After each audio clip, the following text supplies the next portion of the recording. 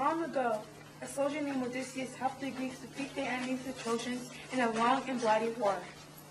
During the days of celebrating that followed, though, the Greeks completely forgot to thank their gods for bringing them victory.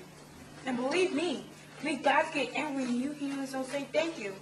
To punish the Greeks, the gods sent confusing winds that blew the Greek ship off course as they made their long voyage home. Some Greeks had to wrestle with gods before they were allowed home. Others simply met a watery fate. Even Odysseus, whose clever ways I always loved, was given a hard time, and though I helped the man whenever I could, he had to fight his own battles to get home to his wife and his son. I composed an epic story called The Odyssey about Odysseus' struggle to get home again. It's a big story, but with the help of Athena, I'll tell you a bit of it. After leaving the wrecked city of Troy, Odysseus and his crew set sail for Greece. But the gods' ill winds drove them first to the island of his martyrs, whose residents were fierce fighters who hated strangers. Captain, I see land in the city. We're starving. We haven't eaten since we left Troy and we ran out of wine. We gotta go ashore. No, let's try to keep heading for home. Captain, if you tell us no, don't be surprised if we mutiny and go there anyway. Then you'll have to go home by yourself. Yeah, what are you afraid of? If we can beat the Trojans, we can handle anything that comes in our way. All right, we'll go ashore. We'll make it quick. When the Greeks landed, they defeated the island's warriors right on the beach. Though one or two of the island soldiers escaped and ran into the thick forest nearby. Then they began to feast on goats and wine they found at hand. Hey, this wine's strong. One sip practically knocked me off my feet. Too bad there's only a few gallons for each of us. Haha. Captain, why aren't you drinking and celebrating? This is no time for a party. Those warriors who got away could have run for help. We could be attacked at any moment. Odysseus was right. An army of warriors that ready to surround the fleeing soldiers. With a shout, they attacked. Attack!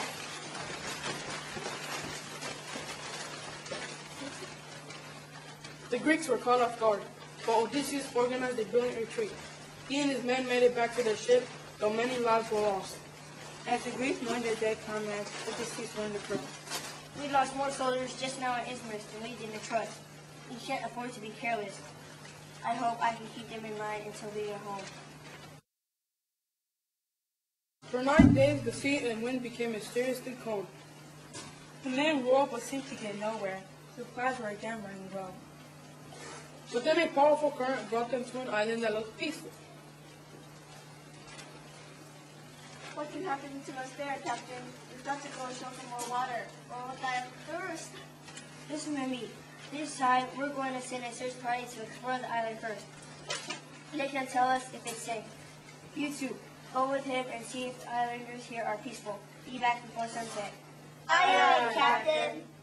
When the soldiers went inland, they found themselves lost in a deep forest. Suddenly, they stumbled into a clearing. Before them, they saw a cave covered with vines. Outside the cave burned a fire of sweet-smelling wood. They saw beautiful women singing and weaving. But the strangest thing of all was that around the cave lay wild animals, lions and wolves, that acted just like house cats and puppy dogs. A woman called to the men. Welcome, you weary travelers. I can see you've had a hard voyage. My home is your home. She led the men into a beautiful throne inside the cave and set them before a table covered with wheels of cheese, barley cakes, and honey. The half-starved men feasted and feasted. Are you comfortable now? Oh yes, I'm afraid we made pigs of ourselves. What an interesting choice of words. At that moment, Circe raised a magic wand and uttered a strange spell. In a flash, the men lost their human features and began growing snouts and tails. They had been turned into pigs. Circe herded them into a pig pen, where they squealed and begged for help. Into the pen with you. Only one of the Greek scouts remained in human form. He hadn't liked what he saw when they arrived at the cave, and had hidden himself in a nearby tree to see what would happen. Shocked by what he saw, he now ran back to the ship to tell Odysseus about the disaster. I need the gods' help now. In answer to that prayer, the messenger god Hermes brought down a word of advice from Mount Olympus. Take this plant and eat it. It will protect you from the witch's charm.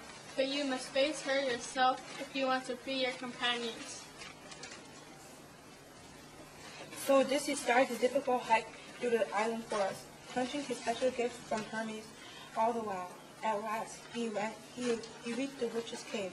It was hard to miss, but its big hands were swirling in grunting pigs. I'm looking for a group of men that passed through this area just this morning. Have you seen them? I don't believe so, but have some food and something to drink, and maybe I'll remember.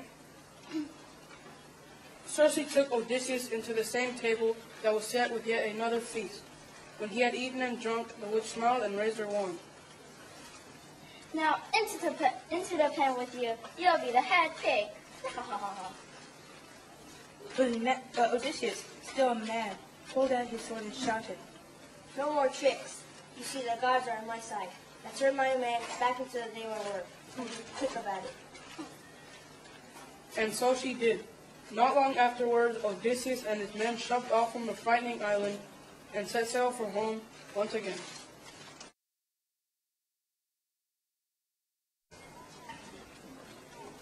The ship sailed on for a day or two, but a thick fog covered the great sea. The crew members couldn't see each other, let alone where they were going. Their luck seemed to be going from bad to worse. Just when a little gust of wind blew a tiny window in the fog, a lookout shouted that the ship was about to run aground. The men stopped rowing. A few feet ahead of them was a beautiful green island. High above them, on some kind of cliff, they could hear a waterfall. Here and there they spotted goats and other animals. How beautiful. The gods must have brought us here to make up for our bad luck in the past. Everyone agreed. The gods were finally on their side again, Odysseus thought. Carefully, the crew got out and hunted some wild goats.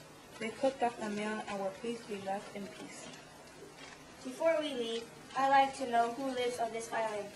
I'll take some men and do a little exploring. This time, Odysseus' curiosity got the better of him. Before setting out, though, something told him that he should pack a few jugs of the strong wine which he had gotten on his Mars. It was advised he would later thank the Odysseus gods. and his men discovered a huge cave. A boulder lay next to the entrance. Inside the cave were pens where goats and sheep were kept. Whoever lived there made trees from the animal's milk. Captain,